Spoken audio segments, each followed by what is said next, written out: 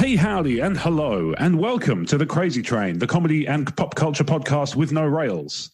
Welcome to 2019. Happy New Year to you, and happy holidays. I'm your host, Rob Wade, and I'm joined, as always, by my rock, the incomparable and inimitable Blake Harmer. Happy 2019, motherfucker. Happy 20, not me. Yeah. Happy another year of not being me. Yeah, this not me. It's a weird backhanded thing to wish somebody. Yeah, I know. Yeah, it's peculiar. Oh, yeah. No one wants to be me. I'm just a rock. I don't know about that. I mean, let's be fair. A Hard Place would want to be you. Well, true. Yep. Or Dwayne Johnson, maybe. The movie, the movie event of the year, A Hard Place. Just Emily Blunt and John Krasinski just walking around going, fuck, where are we? Well, we're equal parts between that rock and... shit. Are we allowed to talk in this one? What critics are calling a film. It certainly came out this year. One man greenlit this. Yeah. I finally saw Rampage recently. Oh, yeah? How was that? It's good fun. I just loved that. I always felt like I needed a bingo card of action movie cliches. Yeah. That's often the case with some of these, especially the ones that are kind of made with cheese factor in mind. There was even that with things like The Meg, where it's just like obviously going for, it's playing up to the cliches rather than sort of trying to ironically subvert them or anything. It's literally just going for the silly shit.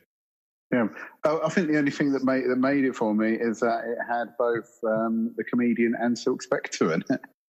Huh, that's an interesting aside. Yes, I know the comedian's probably known for a more popular comic role now, but he's. I'm trying to think. Jason Statham doesn't do any comic book stuff, has he? He was in The Expendables. Yeah. Is that comic book based? I'm not even sure. No, I don't believe so. I think that's not giving comics enough credit. I don't think he's jumped into that bandwagon yet, unless it's something that is like spawned off something that I wouldn't have thought of. Yeah, exactly. Like an obscure Vertigo or DC comic. You'll love the comic series Crank, which is every 24 pages you have to shock yourself with a large battery. But again, it's one of those movies a bit like Crank, where that was, played for stupid shit and very much tongue-in-cheek, knew what it was, didn't try and sell you kind of high art style movie. Oh, yeah. I mean, Rampage wanted to be a monster movie and it did just that. And, it had The Rock in. There was an evil corporation responsible for it, of course. And as I said, it was like the general wants to drop a bomb on them, but they're like, no, we've got to kill him. Hang on. Bomb. Just to be clear, when you say there's an evil corporation at the head of it, do you mean the people who greenlit the movie, or do you mean inside the movie? I meant inside the movie. It could be inside the movie. Well, yeah.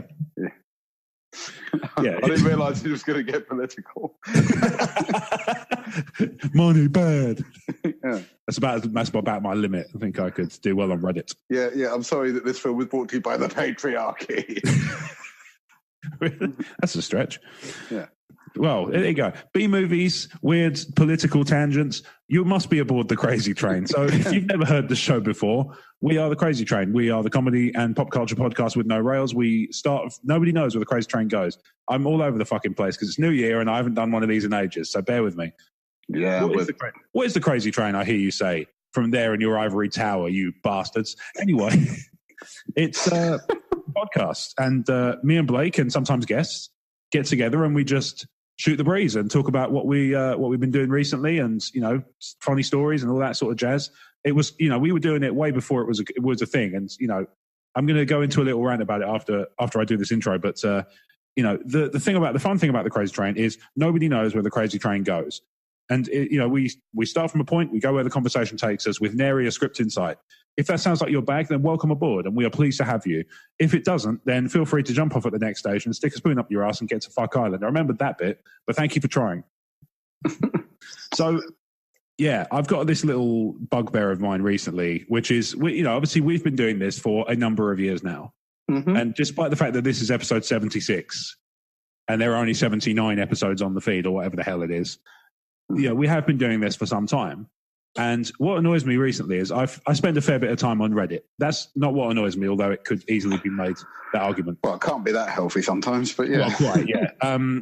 But one of the things that I've noticed is there's a lot of there's always a thread every couple of weeks or every month or whatever. There's a thread that kind of does the rounds over and over again, and it's what annoys you or what turns you off about podcasting. And there's some stuff that you can understand, like really bad audio quality, subpar editing, and all I can say is to the people who think that the editing on this is subpar, you should hear the fucking original draft. That's all I'll say. The best editors are the ones who don't even realize have done something. So. Whereas the worst editors are the ones where it doesn't seem like they've bothered at all, as opposed to, it's not that they haven't. I've heard of some of middling quality, and that's even from organisations which should be better than they are, So yeah, but the thing that's getting my goat recently, and obviously I like my goat and I want to keep him safe. So one of the things that's really annoying me is there's always a thread. There's always some person who mentions in those threads the people who do the podcast where they just sit around and talk about nothing. It's like, it's like you haven't heard of Seinfeld. That's like its entire thing. It's a show about nothing, right? And that, I think there is a place for that in this world. Not least of all, because we've been doing it for fucking ages before everybody else was having a go. And I don't mean that to sound hipstery. I mean, obviously, invariably it does, because it is a kind of hipstery statement. But we've been doing this for so long. And just because no fuckers heard it, it doesn't mean we've not been trying. Yeah. But you say that, but I also think that some people start off. I actually see a lot of popular people do podcasts that are basically that. They're just talking about their day and talking about other stuff. Yeah, yeah, and I think that's fine. And that's and sometimes these are people that are just doing a podcast, even like YouTubers like Grace Helbig do that. Yeah. Exactly. So, because Kat was playing me some of one the other day, and I was just like, it's basically two girls trying, You didn't say trying to do the crazy train, because I guarantee you they're not. I guarantee you they have no fucking idea. They're effectively doing a similar thing. They're just talking about random shit and going off topic and talking about what they want to talk about, which is fine. And they are comedians by their own right as well. They've done stand-up and stuff like that. So it's no different than the Crazy Train or whatever in that. The only reason it's probably more popular than us is because it's launched off her YouTube channel, which obviously has got a lot of followers. That is the thing. So, that is the one thing I've noticed about that, is like you can basically guarantee that if certain people, like I can't really, it's difficult to kind of put specific names to it. And that's not to say they don't exist, but it's just hard. I can't really think of anybody who springs to mind. Actually, yes, I can. I can think Russell of a good Brand. Right? Okay. Russell fucking Brand can launch a show tomorrow, and he already has. And this is obviously, this is a thing he's already done, clearly. Otherwise, I wouldn't have a thing to mention, right? But he launched a show, and it was, new and noteworthy on iTunes. Now, nobody knows what's in that show, but it's new and noteworthy on iTunes. Other services are available because it's Russell fucking Brand, and he is somebody of note. He's a Hollywood actor, lest we forget. He is, a person of some kind of celebrity on, he's done YouTube channels. He's done, obviously, a lot of, he does stand-up, and some of his stand-up's quite good. I generally, I'm not a massive fan of his. Something about him rubs me the wrong way, but I can't really precise what.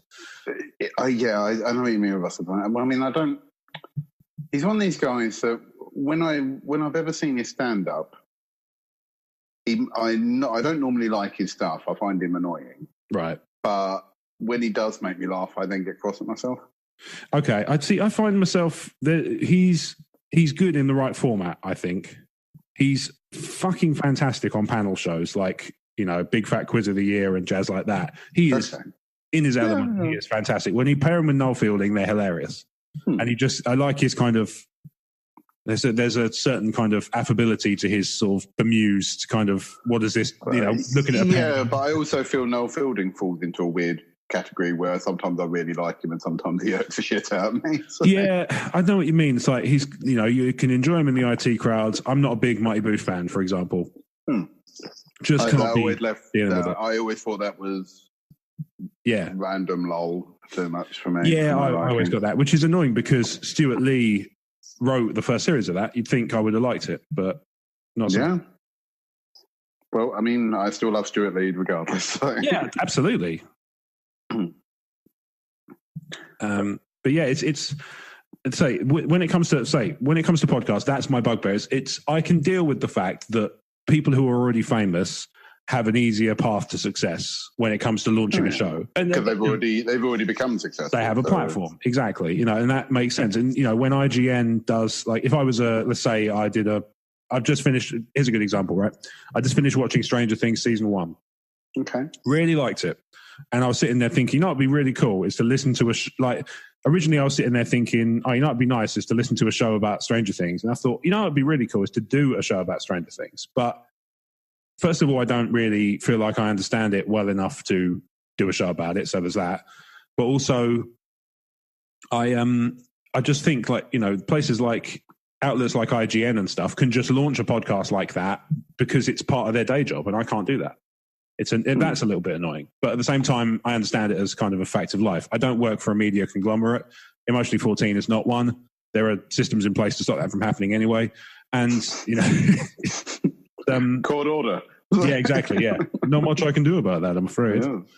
But yeah, that's what irks me is when people kind of dismiss the sort of Shooting the Breeze podcast, because unfortunately it is one of those things where I think it's a few people ruining it for everybody else. Because I think a few people go, what I really want to do is do a podcast because I love me, and I bet everybody else would love me too. What should I do it about? Well, this one requires research. This one requires knowing what I'm talking about. There's too many of this one, so I'll just go with the Shoot the Breeze Bollocks podcast. Oh, probably. Yeah. And also, I think it's all varying quality as well. Sometimes, which will happen with any podcast anyway. Sure. You are going to have ones with some episodes are going to be better than others. Absolutely. So forth. Yeah, Christ, if you go back and listen to some of the early ones of ours, even the subject matters really, there's some really funny stuff in there, but the audio quality is rough in comparison. Oh, just think about Christ. The first episode we ever recorded was 4 of us sat round a laptop shouting at the webcam mic, the integrated one that was built in. That's mad to think that now we're sitting on remote recording. You're in your house, I'm in my house, and when we are together, we're sitting with individual mics, and they're all leveled out, as best I can with the tools I've got and the ability I've got. They're all leveled out individually, and everything's mixed together, and it's lovely. Yeah, I don't.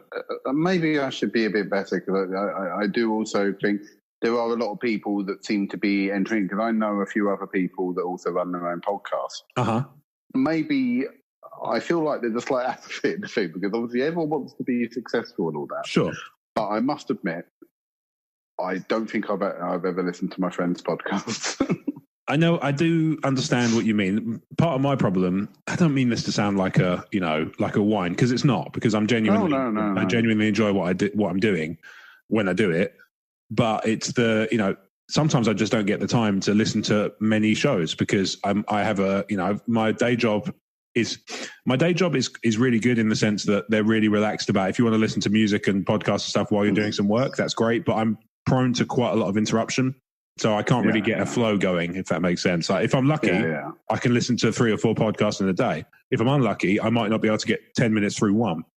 And then obviously then you lose your flow and you have to start. Sometimes you have to start again if it's that certain type of show, that sort of thing, Yeah. My problem is more I enjoy them when I listen to them, but there's so many different shows. I mean, yes, that's also true. So, and and also some of other people who do podcasts, I wouldn't say were like my close friends. Like obviously, for example, I listen to all the Word Buggers because obviously, close friends. Joe and Rob are in my close friends group, and it was entertaining. And it was good. Yeah, which added a certain and all that. Yeah, and obviously I do listen back to these, although part of me is a bit like, I am on them, so do I need to? But there is that. I know what you mean. I do find myself sometimes going, maybe I should listen back. Like it gets released, I download it onto my devices, obviously all the different apps and stuff I've got, and I sit there and I'm like, I should, I haven't done in ages, is go back and listen to A Crazy Train. And I sit there and think, when would I do that? Because I'm busy making the next one. Yeah, and I think your problem is also you probably hear it 5 times while you're editing them anyway. It depends on the episode. Some recordings are worse than others. Like some of them, I have to give a shout out to my friend Cody at the Rogue Squadron podcast for this. So sometimes I do have to. Sometimes I can sit there and I can go, "Yep, this is cool. I don't need to do much on the edit. I can get by with this pretty quickly." And then occasionally, after a couple of weeks, I have to go, "Cody, make this good," because he's a professional audio engineer. So. Okay. Well, at least it's good to have people that can. Yes. This is very true. I'm very grateful to him because he has a wizardry with rough quality stuff that I just don't possess. So he can make the roughest of cuts sound bearable. Yeah, but I mean, I know other people that do podcasts outside of my groups like that, but it's still like Facebook friends. If you know what I mean. So like Morphy P or. Or other people that do the fourth wall, like the fourth wall that do podcasts. And this is the thing: I'm always sharing stuff and all that, and he's always sharing stuff. And I don't think either of us ever listen to each other's output. I do think, right, and this kind of speaks to a broader point, which I think you've kind of dovetailed us nicely into, because this is where this is how the Crazy Train goes. We just end up becoming, a lot of these segues happen naturally. I do think there is a problem with people like two ships sharing in the night. Like there's just, people kind of outlets. This is one of the reasons, right, that I'm really happy about the not only the lineup of stuff that we produce kind of in-house, but also the stuff that we endorse and kind of syndicate, because everybody's... I just realised this is turning into the bitch cast. Ultimately, some of them do, and it wasn't what I planned. I thought a lot of people downloaded this going, but I'm listening to it. Happy New Year. Man, somebody should take their own advice. Yeah. Well, and ultimately, sometimes conversations go this way. And I make no apologies for the fact that sometimes people get real. That happens. And unfortunately, sometimes it's not always going to be, I don't know. What have we talked about that's fun in the past? I'm trying to think. I was talking about Rampage not 5 minutes ago. There you go. Yeah. It's not all B movies and chunk. It's sometimes we just get real on your asses. That happens, Deal. Ugh. Yeah, exactly. Yeah. Get real on your asses would be a really good film podcast name, actually. Yeah. I watched. I think there's a few different podcasts that do it, but I did have one recommended me, which was actually one of the guys from the Ogscast does one, which is they work in 2 groups to try and submit better ideas to make bad sequels better. Oh, okay. Is that that's not the recasting couch, is it? No, it's not the recasting couch. Oh, okay, because that's a similar premise, and I think I remember thinking they were quite good, so I was just wondering if it was the same people. Yeah, I'll see if I bear with me. I'll see if I can find what they were called, because I've had a complete brain fart. That's fine. It's called The Sequelizers. The sequel. Oh, yes, I have heard of that. Why have I heard of that? Do I know somebody who does Sequelizers? Yes, I do. I know. It's a friend of a friend. No, it does it. I think is involved in it somehow, and I can't think who. It's got Ashens from the Ogscast in it. Oh, maybe I'm thinking. Right, maybe it's 2 things. Maybe I'm thinking of him, and he's not my friend. I don't know him, and he wouldn't. Want to, I'm sure. Maybe he'd want to know me if he met me. I don't know. I'd like to think so. I know Ashens does a lot of unboxing stuff, so maybe you've seen some of that. So, he'd be like, "You're that dude off the toy box." It's like, stop ripping off my shit. I haven't nicked your shit. I bought this, bitch. Yeah, but I watched one. It was quite good. I just did a random one, but I quite liked it. Because, friend Ben recommended to me. Shout out to Ben. Friend Ben. Friend Ben. I quite liked it because it was remaking. It was trying to make a more ideal sequel to remaking Batman Forever, basically. So, interestingly enough, I was just watching. This is a weird coincidence. I was just watching the Honest trailer for Batman Forever. And he said this line in it that I've heard this before, and it just still resonates. It's the worst movie I've seen 30 times. And I was like, shit, that's a movie I've watched a lot, and I don't like it that much. Yeah, because I think the other thing they point out is it was Batman for the MTV generation. Pretty much, yeah. It's all neon and mid-90s and shit. Yeah, that film would not be made ever now. No. It would all be people demand dark and grit. Yeah, it is the most 90s Batman ever. So. Oh yeah, emphatically. There is no contest there. It's by far the most 90s Batman, maybe ever. Maybe even the animated series, which is kind of 90s era doesn't date like that. Okay. It just doesn't, you know? Like the animated series. I think the animated series is probably the only thing that still holds up the best out of all of that. I think even all of the films have aged a little bit, but I still think the animated series holds up relatively well. I really want to get the Blu-rays for that. Because they've done the Blu-ray set now, and apparently they've actually gone in and improved the cleaned it all up. Because they don't always do that with cartoons, and sometimes it shows when stuff gets released on high definition, and they don't do anything with it. You're like, shit, maybe you should have. But now you can see. I mean, you can see it certainly with Family Guy. If you go back and watch the old episodes and then watch the new stuff, everything's just so much nicer looking. Like quality and just the sharpness of the lines and everything like that. I think their animation wasn't ever as good either. I mean, in a later one, they actually took the piss out of the original episode. Yeah, totally. Because they go back to the pilot, don't they? But, yes. That Road to the Pilot. I think it's just called Road to the Pilot. I think actually, yeah. Yeah. Even though, ironically, the first series was still probably the funniest of all the Family Guy series. I don't know. I remember number 3 being very good. Yeah, 1 and 3 are probably the best series. Maybe a bit of 4. I really like 7. 2 was a bit up and down. Yeah, I really like 7. I remember liking 7 quite a bit. But then, to be honest, like they all blend into each other now anyway. So yeah, I haven't rewatched them in a long time. I probably should. I'm still working my way through. I bought a big bunch of them on iTunes. Other download services are available, but they didn't have the offer on. I bought loads of series for like $4.99 each. I'm still working my way through the ones I bought. So I'm going to be kept in Family Guy for a long time. Other TV shows are available. God, we have to do a lot of due diligence here. I'm not even sure what for. It's not that we're monetized. Yeah, unless it's not Spreaker. I never really ever owned all of them, so I did finally buy all of Father Ted digitally.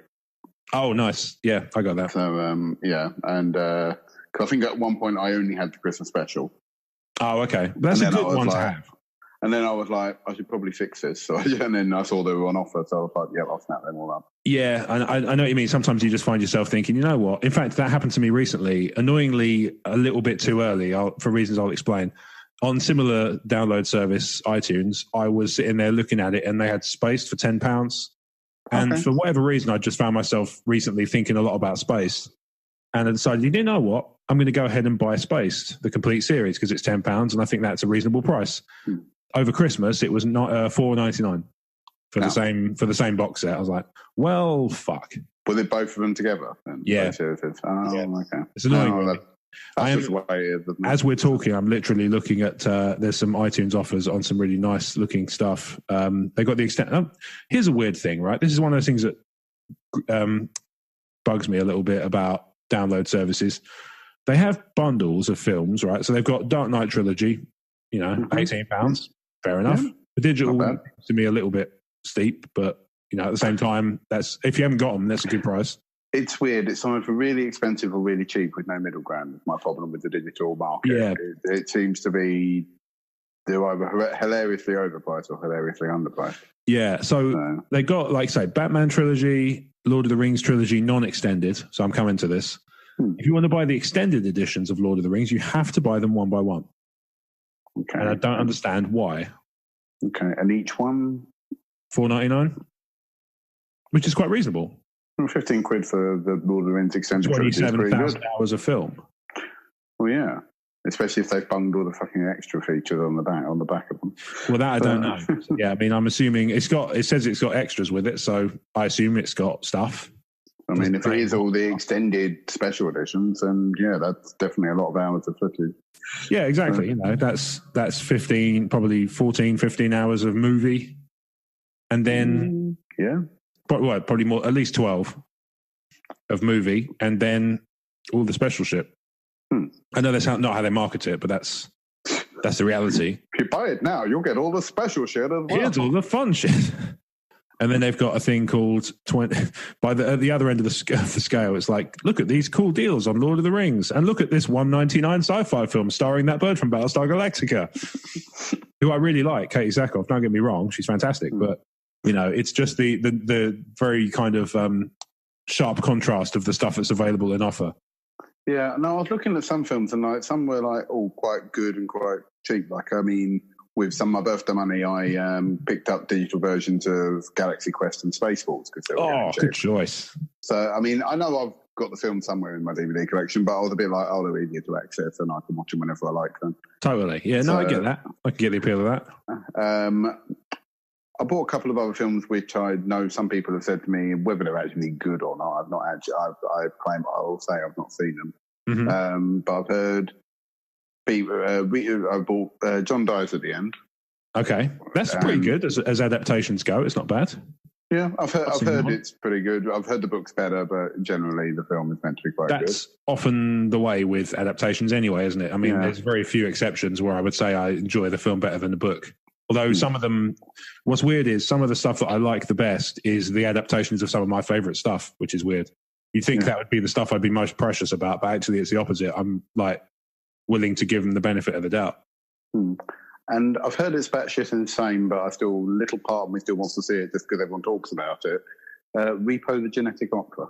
I've heard good things about that. My sister's big on that sort of thing. Like she likes Parker and Stone, isn't it? No, sorry, I'm thinking of a different one, aren't I? This is Anthony Head. Yes, sorry, yeah. I am.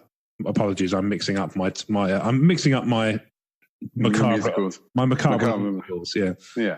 No, it's like Catherine Zeta-Jones, right? She does a murder. She done a murder. All right, you got me. I done a murder. Her tits got bigger. Do you know what's funny is the other day I had my dad to stay over Christmas. So obviously this is the first one we've recorded since Christmas and New Year, because before that we did the special game cast. The Combat Butler. Combat Butler, yeah. Which, if you haven't already heard it, is well worth 3 hours of your time. It's fantastic. Oh, yeah, it's brilliant. So, yeah, I had my dad to visit over Christmas, and I always love having my dad over because, you know, if nothing else, we watch a ton of movies and, you know, all that jazz. And we just kind of, you know, it's nice to spend time together. We're one of those families where it's like, you're quite happy to just spend time together, but you don't really have to be doing anything. Yeah, just relaxed. Yeah, I'm always worried that like I'm boring my dad because, you know, he kind of comes around and then we sit and watch telly and watch films on TV, and, you know, we're on occasionally we'll jump on our phones and send messages and call people and stuff, and it's just like, you know, I'm worried like, oh well, what if he's bored? But then when we live together, like, because you know, kind of bit of behind the scenes, like, I don't live with my dad now, obviously, but at one point, even in my adult life, I did, just because of circumstance. We kind of ended up as housemates, and it was pretty much our dynamic then too. Was just sit and watch TV and chat, and you know, react to what was on TV. Which, let's be fair, is most, like I say, it's basically the framework this podcast is built on. It's just people who like being in each other's company, and the difference is here. I just record it and then put it out there, and people are like, it's pretty good. It's like, cool, I'll take that. Considering that, you know, in terms of we don't have to do any prep for this. It is all very organic. So that's quite nice in that respect. Yeah. I think sometimes when you're seeing people, you have family over, especially if you don't see them as often as you used to. Yeah. When you do see them, I think you feel the need to go like, oh, should we go out somewhere? Or should we do something? Or, you know, but then like or where you do the quiet thing, you're like, oh, I don't want to be boring. But I can think of that. Like, I mean, when I've had Ben over to stay in the past, like, obviously he's in Wales now, so it's a bit, and has had a kid, so it's a bit more difficult for him now, obviously, which I'm obviously fair play. Yeah, but, can't really argue with that. Oh no, of course not. But I mean, our main dynamic has always been sitting around talking bollocks, playing games and watching films. And even though, yes, when he has come over or when I've gone over to his, we have gone out and done things, it has still degenerated into those evenings of we're going to play a game or we're going to watch a film or whatever.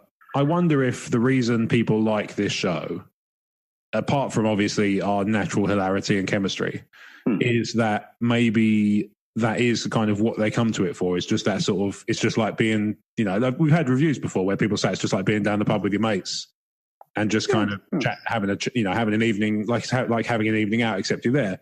And maybe that's why people are a bit more.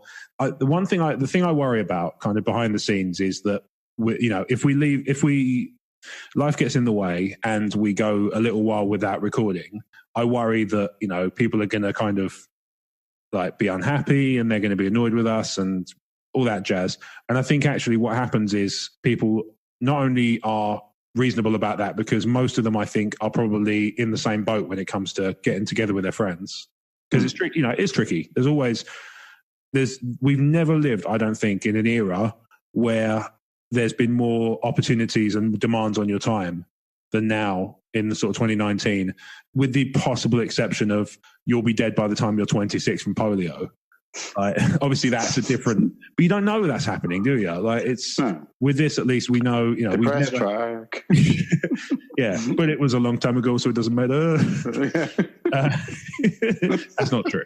Obviously, you know, we cared deeply about the plight of the Victorians, but don't linden trees smell like cum? It's yeah. But do we get like copyright striked by Mitchell and Webb after so many quotes? You'd be amazed how close we must come to that. I think as long as we don't use the theme tune, we're probably safe. That seems to be the way it works. Yeah. You know, if Christ Almighty, if there was, you know, if there was a monopoly on joke subject matter, I think we might be the only podcast left because everybody would just be purged for just doing the same shit. Like every, you know, 30,000 Rick and Morty quoting podcasts just died. Oh God. Yeah. Yeah, I noticed Brad started watching that. Yeah. I gave it a go. I didn't get on with it. And there are plenty of things that I do like that I don't get to. So I'm going to do those first. Yeah. I'm glad he is liking it because I watched it and I liked it. I mean, each to their own. I can see why people don't like it. You know me, I'm not that fussed if someone doesn't like something I've enjoyed or you're probably one of the most agreeable people I've ever met in my life. Yeah, I've enjoyed it, but I must admit I find the show is good. The fandom sucks. The whole, I don't know, yeah, but the fandom is also made worse by all the fucking merchandise and all that. Oh, totally. Yeah, I think the whole thing it's become is worse than the actual show. Yeah, I agree. If the show had remained fairly culty or whatever, or even had moderate success, like BoJack Horseman or something like that, you know. Yeah, where it's got kind of culty. Exploded. Yeah, it's like culty and, you know, that sort of thing. Yeah, if it stayed about that right, I think I would have a lot more love and sing its praises from the heavens a lot more than I would now do now. Because I'm like, yeah, it's a good show. When the next series invariably comes out, I'll be like, yeah, brilliant, I'll watch it. But I don't want to even talk about it because by talking about it, I feel like I'm associated. Feel compelled. Yeah. So you're part of it. I think that's always the problem with like, part of the street team. Yeah. Yeah. You want to talk about Rick and Morty? Come over to my house and we'll have a quiet chat about it. Exactly. Do you remember when street teams were a thing? Like mainly with bands on like independent record labels, like, you know, people on like Roadrunner Records used to have street teams, which is basically people whose job it was to not shut the fuck up about Dream Theater, that sort of thing. Oh God! And you know, at one point I probably was that guy for a little while because I remember listening to them for the first time and going, "Wow, these are really good." And then there was, I probably invariably became that guy with a fair few bands, but you know, but that's because I'm like, everyone's talking about, you know, popular, you know, mainstream bands, and here I am listening to my. Well, if you listen back to Old Crazy, listening to my Scenes from a Memory and going, you need to check this out. Yeah, we would. If you go back and listen to Old Crazy Trains, you can hear when I've just watched a show for the first time because suddenly it finds its way into mentions a lot, you know. And if I've watched a film recently, with the exception of things like Event Horizon and Mrs. Doubtfire, which are just constantly looping up here. Yeah. Incidentally, that's weird crossover. I was going to say, if you want an insight into my psyche, imagine those two smashing together. Yeah. I was quite happy. Mrs. Doubtfire pretending to be the ball. Yeah, if I can. Oh my dear. Oh. If I could. I was quite excited when I was watching Stranger Things. As I say, case in point, right? So I just finished watching series 1, and I was watching Stranger Things. And the this is mild spoiler. The physics teacher explains dimension theory and ends with exactly the same explanation as Event Horizon and Donnie Darko smashed together. I was like, I love this already. Like, just that kind of, it's my favorite things. I love these things. And I realized I'd fallen into the exact same trap as everybody else. Oh, things I like and think they're referencing. I understood that reference. I love this show. It's my favorite show of all the time now. And I get the feeling series 2 gets worse. I was in series 2. I never finished. I haven't finished series 2 because we put it down for some reason. Because I think Cat was. That's strange.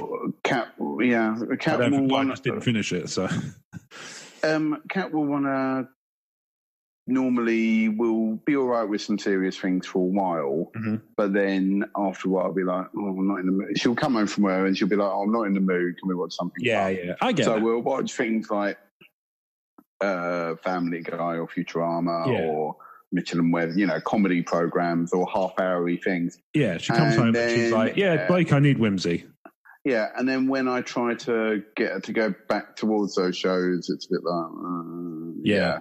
They're almost to the point that I'm like, should I just watch these by myself? But you're just like, well, how about I understand you've had a tough day, but how about references and scary bits and you jump and freak you out? Yeah, she agrees that she does need to watch them, and we will hopefully get around to it eventually. But the general consensus of Stranger Things series 2 is that it is weaker than the first series. I haven't heard it was generally a lot worse. I mean, I've got about 6. I think there's 10 episodes in the second series, I think.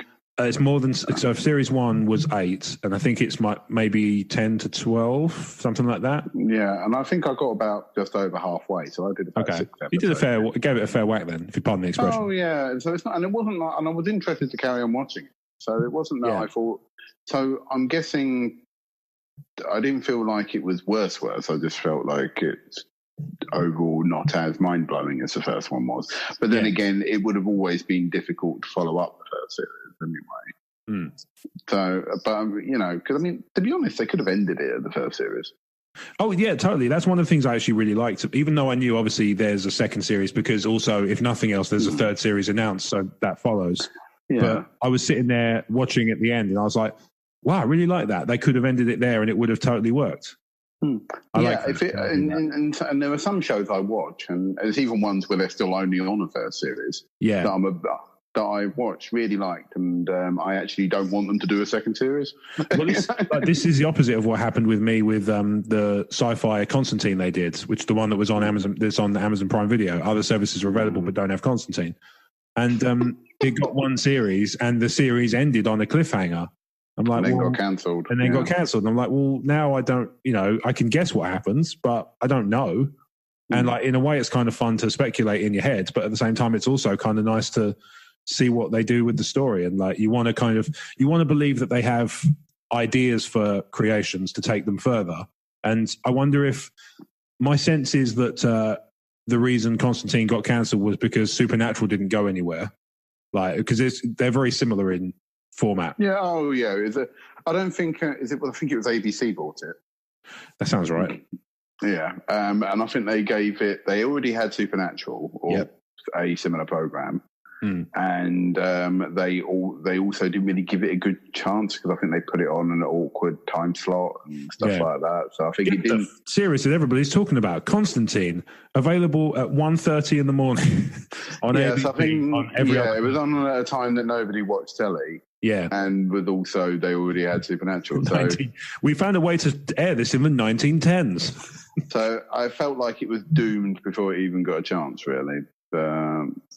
Hey ho, fanboys are going to bitch, I guess. Yeah, on the plus side, they did take the Matt Ryan seems to have got basically all voice acting work for the rest of his life if he wants it, which is good. Yeah, I'm glad that they've still used him for that, and he did do an appearance in Legends of Tomorrow, I believe, and stuff like that. Arrow. Didn't he turn up in Arrow as well? Possibly. So I'm glad he's still getting work, and I'm hoping eventually, because that was the thing that surprised me recently, because I thought, wasn't DC going to do their own streaming service? They are. It's at the moment, I think it's America only because fuck the rest of the world, apparently. Right, because that's what I thought. Because I was surprised to find out the other day that Titans had come onto Netflix. Yeah, it's because I think that's because there's no UK DC Plus or whatever it is. No, DC.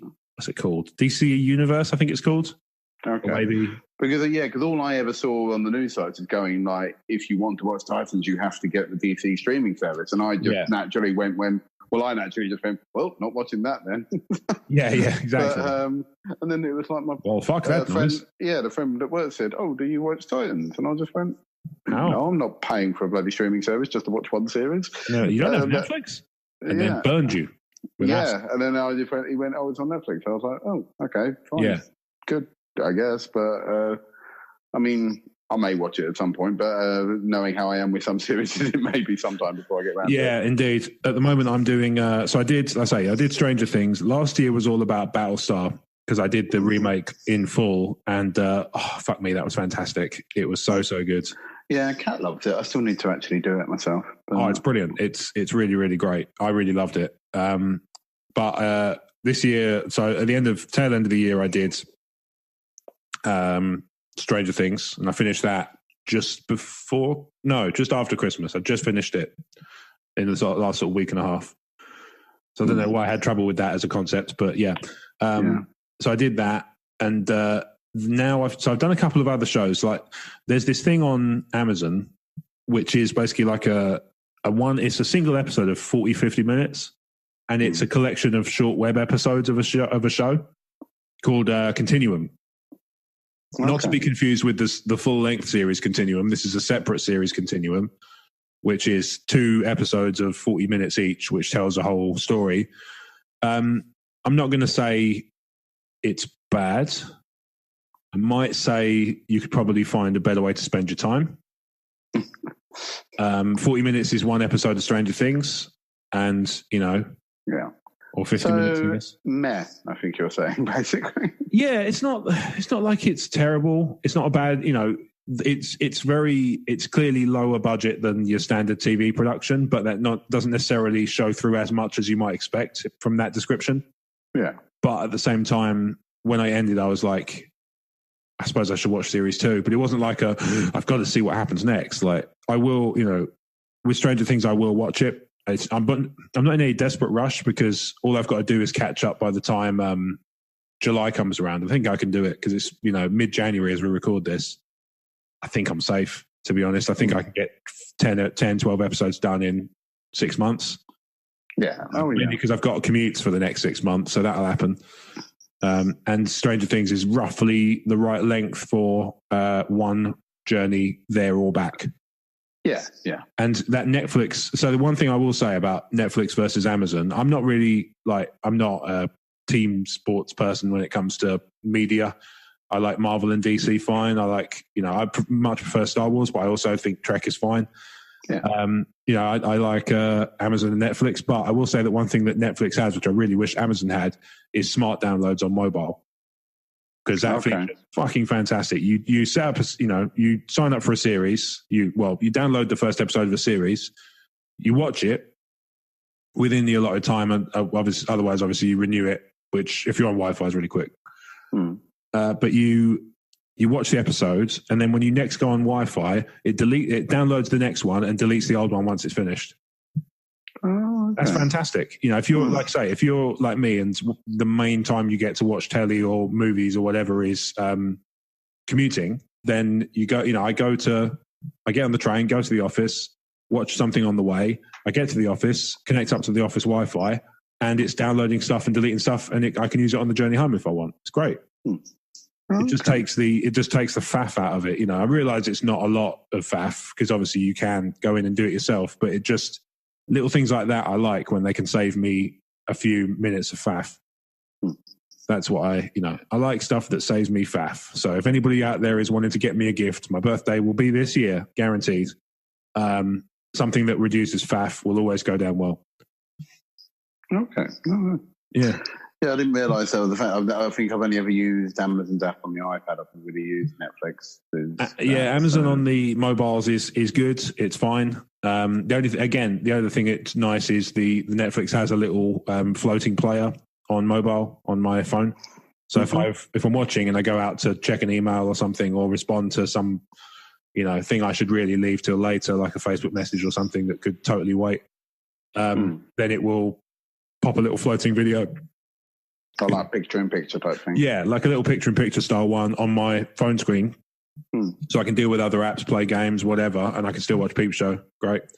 Yeah. What more could you want, you know? I know. Yeah, I'm just like, oh, hang on, I don't have to interrupt my game of Angry Birds to hear. There you go. I introduced Jen to a couple of movies over Christmas. She watched Seven for the first time. Oh, okay. Oh, I'm not sure if Kat's seen that, actually. It's such... I've forgotten how good that film is.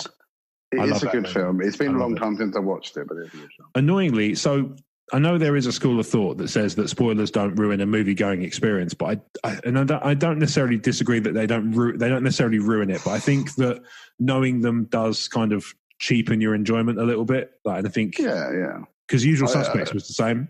Like, she hadn't seen it before, and she was sitting there. She's one of those people like Matt Berry and IT Crowd who tries to guess the twist. If she thinks there's a twist coming, she'll try and guess it. And I tend not to go down that route. And I tend, to be honest, if somebody tells me there's a twist, I tend to get annoyed with them. So I'm like, I'm a simple soul. I'm a simple soul. I tend to just watch films and go and then enjoy them for what they are. And then if they do tend to have a twist, and if I guess the twist, then fine. I mean, then obviously happens. I feel that, which does happen. Yeah. I feel like, what was it, a film I saw, I think it was a couple of years ago, Crimson Peaks with Tom Holland? No, not Tom Holland. What was it? Guy who plays Loki. Oh, Tom Hiddleston. Thank you. Yeah. He's complete brain fart. He's really good film, really good special effects. My only problem is I worked out the ending about 10 minutes before it happened. Right. Okay. And then at that point, I was a bit like, I felt disappointing that it was trying to do this whole trying to be clever, but failed at the end of the day because it made it too obvious for me in the end. So I ended up losing points for that. Yeah, that's the thing. Is like because we watched Usual Suspects not long ago, and she was, so she got to she would say, I guessed the ending, but I also pointed out that she guessed every possible ending over the course of the last 20 minutes. So at some point you're going to, if machine guns even in Bond movies, machine guns hit the target occasionally. Yeah. Like just because of the sheer volume of bullets, like that happens. But when we watched Seven, she knew just enough, I think, to lessen the effect of it. So she's like, I think that's a popular culture thing, though. Yeah, totally. It's like I don't think anybody could watch Empire Strikes Back nowadays and go in completely spoiler free unless they're like an infant. No, I mean, I was lucky that I've sort of heard people talk about Kaiser Soze, but people I'd not actually seen Usual Suspects or knew enough about it to realise about the whole thing. I watched it at university, I think, for the first time. I'd heard about it, but I watched it at the university, and I think I knew I had a vague sense of the ending, but then I find myself afterwards going, that was really clever. And then I the next time I watched it, I was sitting there like, looking for little bits and pieces, and obviously you do, don't you? Yeah, I mean, sometimes some people talk about things, and I don't realise what they're talking about it until I'm watching the film, and I was like, "Oh, that must be what they were talking about." Yeah, exactly. Because I think that was my thing with Usual Suspects, and three films that happened to me. It was Usual Suspects, Seven, and Sixth Sense. Oh, okay, yeah. Because Sixth Sense, I heard they were talking about someone being a ghost, but I only heard it in passing conversation. Yes, obviously you didn't necessarily put it together. When I actually watched the film, I didn't get the ending, and I still got the surprise shock. Yeah. But I was a bit like, okay, that must have been what they were talking about. So in a way, it was spoiled for me, in a way that I was so I didn't understand. I do think that knowing that, especially knowing that a film has a twist can kind of ruin it because you do just go looking. But also, I think knowing, I think people who say that knowing the spoilers has no effect whatsoever on your enjoyment of the film are speaking from the position of having already seen the film. I think they're not. I think they're I think it's bollocks personally because I mean, some films are built on the fucking twist. Like I do think films like Sixth Sense, The Others, are severely weakened as films if you go in knowing what's going to happen. Yeah, once you've seen it, that's different because then you can go in and kind of... Yeah, because when you watch it the second time, you can go, oh, yeah, he doesn't touch anything. Oh, yeah, he doesn't, you know. Yeah. Or, oh, yeah, they do this or that, you know, and you can see, and it might not be something you necessarily pick up the first time you watch it. Mm-hmm. So I'm not saying they don't have replay value, if you know what I mean. It's just, I find that, you know, if you went in and you knew the ending before it happened, then I mean, I've never seen the film Shutter Island, for example. I know there was a twist in it, and I could probably work out what it is. Maybe. Just because from little beats of what people have said about it, I think it sounds very similar to another film I've seen. Right, okay. I still would like to see it. Yeah. But also I'm thinking, well, that's going to have a similar feel to like the other Sixth Sense, that sort of thing. But as a result, Shutter Island's one of those weird ones where I think I watched it on the way out. I was going out for the day or something, or maybe either going to work or, you know, going to town or something. And my sister was watching it, and I think my dad was there as well. And there was one other person, like a friend or something, who escapes me at the moment. But I remember there were 3 people watching it, and I was there too. And I remember just sitting there kind of taking in bits of it and going, well, that seems all right. And the trouble is I've seen enough of it now that I would never go back and watch it again because I have no need, because I know it like well enough, you know? Yeah. Like, I mean, I've never felt the need to watch the others again, even though because I liked it. But I know the ending, and I feel like I don't really need to watch it again. Mm-hmm. It's not that it's a bad film. I enjoyed it for what it was at the time, and I don't really see why I would need to then go out and get it. You know, I don't feel the need to buy it and own my own copy of it or anything like that. Yeah, exactly. If it was on telly, maybe, but you know. Yeah, that's a different thing. I mean, also, because I've got all the Blu-rays and the digital copies of Star Wars, but at the same time, if it's on TV, I'll still sit and watch it. Oh yeah, I like it. And I must admit, I don't own digital copies of Star Wars yet, but I think it's because I bought it enough times, so I'm a bit. I'm having a break until I see it cheap enough on digital before I rebuy it. Yeah, now I've thanks to a Christmas sale, I now have everything that's possible to own on iTunes. Wow. Yeah, with Star Wars in mind. The only thing I don't have is they did that Freemaker Adventures, the Lego series. Oh, if that's on there, if that's on there, then I don't know. Then I don't own it. But if it's not, then I have everything. Yeah, that's my understanding. I have the slight annoyance where I have like certain series as I like. I would have bought the first series possibly on DVD or Blu-ray at the time, and then every subsequent series I bought digitally. Okay. So, and a perfect example is Rebels. Right. I have every series of it on digital, but I don't have the first series because I've got it on Blu-ray, and I've not felt the need to rebuy it. And a little part of me is a bit like, just rebuy it digitally, Blake. just get Series 1. I think also, not for nothing, Blake, but I think Rebel Series 1 is super cheap to buy digital. Yeah, possibly. Sure at this point, it's like or Amazon are like really... Amazon do weird things to their iTunes, so sometimes they'll go, oh yeah, you can have all the other series, but Sparkle of Rebellion's a completely separate thing, and you've got to buy that separately. Yeah, I've got to pay all the money. Why? It's the fucking pilot, you know? Yeah. And, well, the thing is, like, in Star Wars, the pilot is usually quite important, so suck it, Blake. The pilot. I'm the pilot. Rogue One for you there. Yeah. I was in Free Lions. Yeah. I rap and stuff. Sure he does. Very good. Like, you know how, like, James Corden has his talk show thing in the States? Oh, yeah. There's a section called Drop the Mic, which is basically a rap battle. Obviously, it's all very pre-prepared. You can see, and if you look, you can see them looking out the corner of their eye at the auto cue. But Riz Ahmed just kicks the fucking piss out of him because let's be fair, he's not very good. He gets, basically what they do is they say nasty things to each other, and everybody goes, "Oh," when actually, in some cases, they're not actually showing much in the way of skill. Yeah. That's because most of the TV show segments seem to be, let me see if I can make this a thing, and then it'll get its own series. Like Lip Sync Battle's now its own series in America. Drop the Mic is now its own series in America.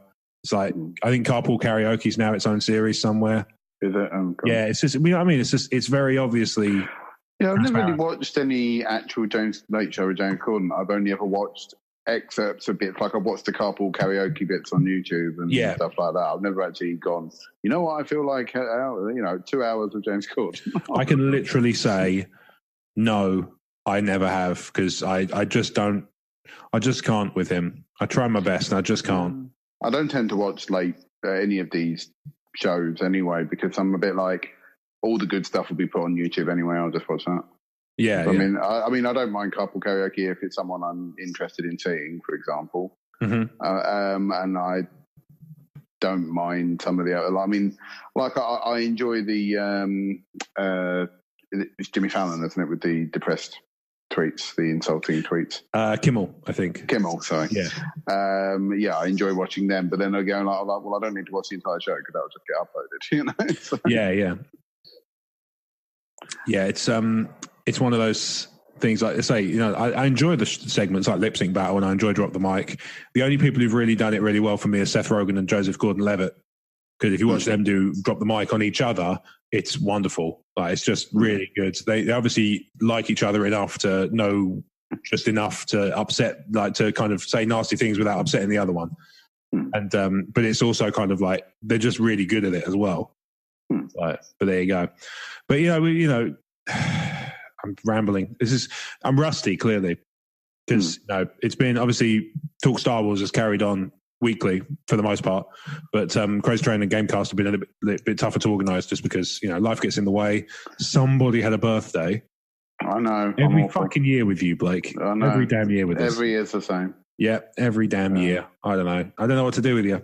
I mean, you turned into a sociable flower as well because you've been out a lot of stuff as well. Well, I've also been sick as well because obviously I was not well over Christmas and New Year. You've been a sociable poisonous flower then. Yeah, but social fly trap. I don't know what you'd call that. What's poisonous flower? Spread your spores over. Yeah, exactly. Oh God, that almost feels like it borders on slander, even though I know it doesn't. Yeah, because I know I didn't do anything like that. Well, that's another lawsuit for me. Looks like it's back to jail for me. Copyright claim from 20th Century Fox. Yeah. Oh shit! No, it's Disney. It's a trap. Fuck! Yeah. It's another trap. It's a buyout happened yet? I don't know. Because I thought it was January. Yeah, I don't know if it has yet, but I know there's discussions about like, here's how the X-Men could fit into this, and here's how the Fantastic Four might turn up, and obviously, outlet's going to churn. They'll reboot Fantastic Four for Marvel Universe a bit like they did with Spider-Man. So. If it means we get some hero clicks out of it, I'm happy enough. Yeah, Doom needs to come back to HeroClix. Because what was ridiculous was when Secret Wars came out last year and no Fantastic Four. It's like they're really quite important in that, as from my understanding. That Battle World, the God Emperor Doom should have been in it, and and he should have been one of the chasers or something. Yeah, it'd be really funny is if they'd kind of tried to skirt around it, like God Emperor Quake, like just. Heretic? Duke Nukem? I'd tell you what, I'd love some Duke Nukem HeroClix.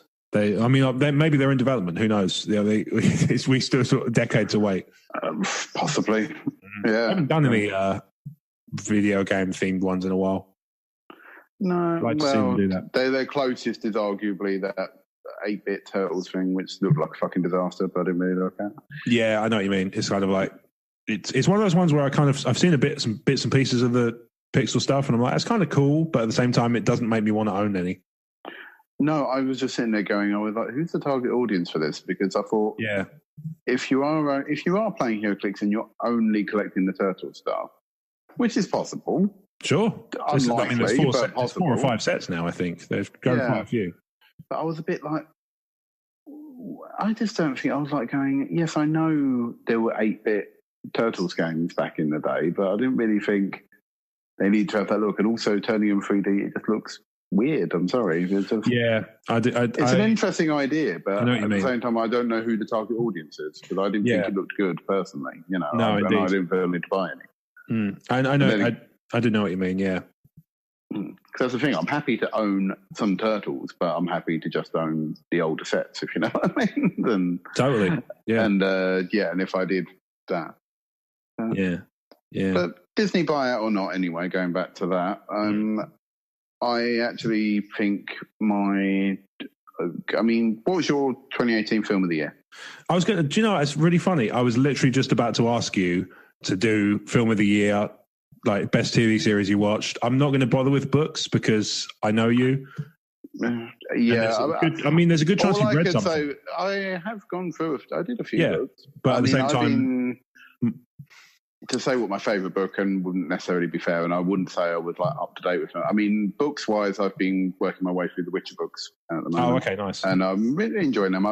I'm just coming to the end of the second full novel. I've done because there's like 2 collections of short stories, and then it goes into novels after that. And so this will be like technically the 4th Witcher book if you count the short story collections. Yeah.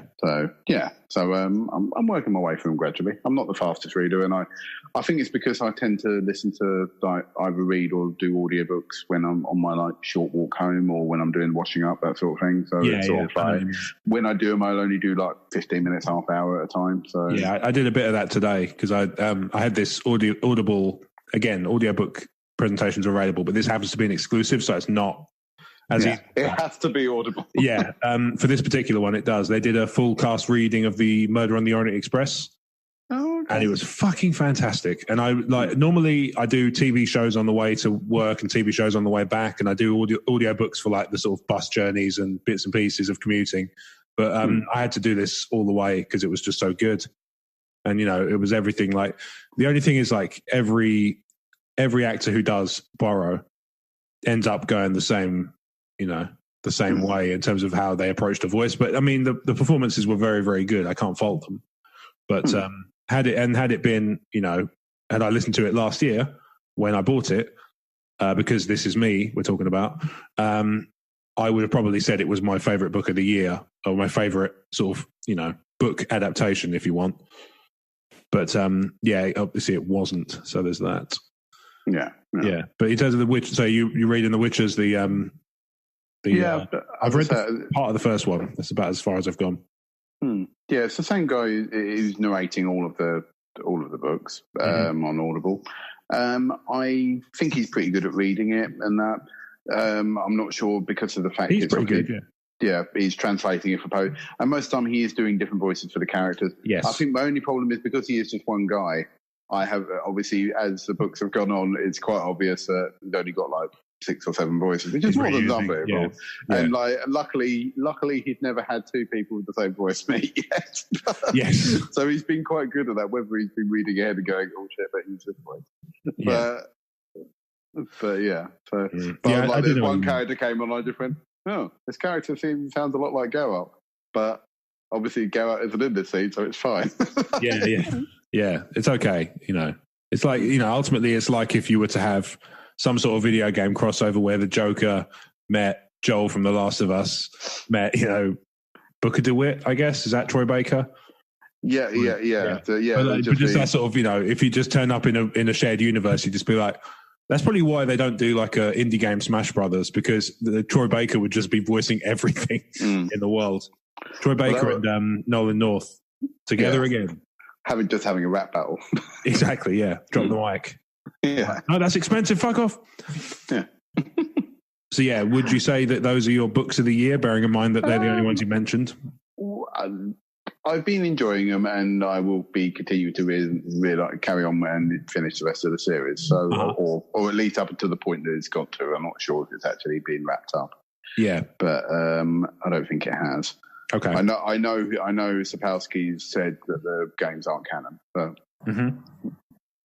He got annoyed with it, but then also he sold the rights, and they're making a Netflix TV series. So I mean, he can't really bitch if they're going to keep selling his rights to be adapted. This is true. There is that. I mean, ultimately, in the same way as like I've got limited sympathy for Alan Moore. It's like, I hate it. I'm not going to watch it, and it's like at the same time you took all that check, Yeah, it can't give you over all this money. Let's be fair. Warner's written him a fair few over the years, so like he can't really complain. Well, yeah, they're doing a new Watchmen, aren't they? So yes, they are. Jeremy Irons is in it, right? Somewhere. I think so. I can't remember who's in it. But if you're looking for Rorschach, there is none. I can assure you it's quite bland. We're here with you. Maybe. But the one thing they could do, I suppose, is tie it into Doomsday Clock and just like have Jeremy Irons turn up as Alfred and just like. I haven't read it. I've heard it's very interesting. As arcs go. Oh, it could be good. My worry was it was going to be, but if it's handled well, then fine. But I was a bit worried it was going to be crowbarred in a bit. Yeah, no, I get what you mean. I'd probably pick, if I had to pick a book, I'm looking and I've realised on my list I've made a lot of comics as but trades, not just single issues, because obviously that'd be cheating somewhat. I read a really good Paul Dini compendium of Zatanna stories. Okay. I quite like her. I mean, I like the magic characters in DC anyway, but she just kind of, I already liked her from things like Justice League Dark, but it just kind of gave a little bit more weight to her character, and I just quite enjoyed it. Yeah. I read the Dark Knights of Metal run, the Scott Snyder. It's basically Scott Snyder. It's the Justice League against Clive Barker's Justice League. Okay. It's so it's like different versions of Batman from different dimensions where like something's happened, something horrendous has happened to Bruce Wayne to make him like angry and bitter and twisted, and then he's in each reality he's nicked a power from one of the Justice League, or he's adapted and kind of created the equivalent. So there's one where he's got the power of Wonder Woman. There's one where he's got the where it's a female Bryce Wayne, and she's got Aquaman's power. There's one where it's like one's a cyborg kind of character. One's nicked the power of Speed from the Flash. That sort of thing. And it's like, and the main one who leads them all is the Batman who laughs, who is Bruce Wayne having been driven insane by the Joker in his dimension. And it's basically like a sort of, like a Clive Barker style looking motherfucker. And he's just incredible looking. I really like the story. But in terms of novels... Is there a click of him, actually? I wish. They did Batman miniatures from Night Models, but they haven't done a click yet. I'm hoping that the next time they do a DC run, he'll be in the mix. But we shall see, because I don't know what the next DC run's going to be at this stage. No, I'm surprised they've gone Marvel, because they normally alternate. Yeah, they do kind of do like Marvel, DC occasionally, but I'm hoping that the DC one is not too far off. But yeah, I read Ready Player One for the first time this year, and that's pretty good. Okay. Kat said it was good. She sort of listened to it at the beginning of the year, then the film came out, and she was like, "Oh, you have to go see the film because I really like the book." Yeah, it's quite a bit different. Yeah, she said it's quite radically. There are quite a few. Well, she was like, "Oh, I suppose it tells the story," but then she was like, "But sometimes all these people are on different parts of the country, in different parts of the world." And I was there going, "Yeah," because I thought one of my bugbears of that film is that it seemed awfully convenient they live in the same city. Very true. If they'd kind of done a bit more in terms of making it more of a sprawling metropolis that everybody would want to go to, then that would be one thing. But it just seemed like a bit of a shithole. Yeah, it was just like, "Oh, you're only around the block. Oh, okay, fine." Yeah, that's handy, isn't it? Yeah, that's handy. Like, just make it clear that they'd come halfway across the country or halfway across the world to be them. Yeah. Who would have thought the Oasis is centered on this town and only this exactly. Like, just, downtown Chicago is like the place to be, it turns out. Yeah. But it's a good book, though. Oh, yeah. I mean, I've heard little excerpts of it, and I do want to go back and do it. So I might do that. I read a lot of, looking at this list, actually, I read a lot of Yahtzee Croshaw, it seems. I read two of his books in short succession. Are they any good? Did you do the audio books? Or? Yeah, because with him you have to, because it just adds so much that he's reading it. Yeah, I thought it might be good because he's reading it. Yeah, I read a lot of. It also seems like I read a lot of kind of personal development and self-help books. So I don't really. This is the Crazy Train. Like, it's not Depressed Strike. This is kind of, I don't mean that in the sense of like they're all kind of, wish yourself happy, fuckface, kind of, those. That sort of thing. But you can read my book if you want. It's that Cheer the Fuck Up by Blake Harlan. Yeah, it's just my face going, cheer the fuck up. If it's just empty inside, it's just that. Maybe we can get that published this year. Just Cheer the Fuck Up. It's just one page. It's just a page of, every page is just you staring, and the next page is Cheer the Fuck Up. No, seriously. And then it's just like, and then at the end it's like, still unhappy? Go back to page 1. Yes, repeat. Go to 10. Yeah, go to 10. Movie-wise? Movie-wise, I know it feels like, it only came out recently and therefore that, but I really loved Spider-Verse. I've heard nothing but good things about Spider-Verse. Yeah, it's one of I love the art animation style, the art style. It told a really good story. Obviously, it's got a lot of characters in it that don't normally get filmed. Like obviously, we had Spider-Gwen and all the other Spider-Man Noir. Yeah, and all the characters in it are good. It's got good humor. It is made by the same team who did the Lego Movie, so that's probably why it's got. That explains. It's probably why it's got some of the good humor and all that to it as well. But it's obviously done with a lot of love for the comics and that. Obviously, it does have a cameo in it. Which obviously it would do. Several. But, and it has a nice dedication at the end as well. Of course, I can imagine, yeah. Yeah. But overall, it is. I walked out of that film and was like, that was amazing, you know. I just loved every second of it. And I can't think, and even though there's been some very good films this year, like obviously there was Avengers, which obviously had the Solo was good. Solo was, a lot of people laid into Solo, and I didn't think it was really necessary. I thought it was good. I liked it. I actually, because some people were like, oh, well, I wanted this or I wanted that, and I was like, I think so many people had said, or because I weren't doing so well, I went in with fairly low expectations. I still went and saw it in the cinema, but I went in with fairly low expectations because people were laying into it. And I actually thought it had more in common with an Indiana Jones movie than it did because I think it had that whole high adventure type feel to it, where it was like very action and swashbuckly. Yeah, I like that about it quite a bit. Yeah, and I thought it was good fun. I mean, okay, there probably won't be another one because they won't do anything like sequels or anything to it because it didn't probably make enough money. But which is a shame, you know. Which is a shame, but I mean, at the end of the day, I did enjoy it, and I think actually I'm quite happy that when I've seen like internet boards and that, there are actually a lot of people are actually going, yeah, Solo is actually good, and it deserved more credit than it deserved, you know. Than it got. It deserved more than it got. I think it got released. Part of that is poor release scheduling, because I mean, if Solo had released at Christmas, I think it would have done a lot better.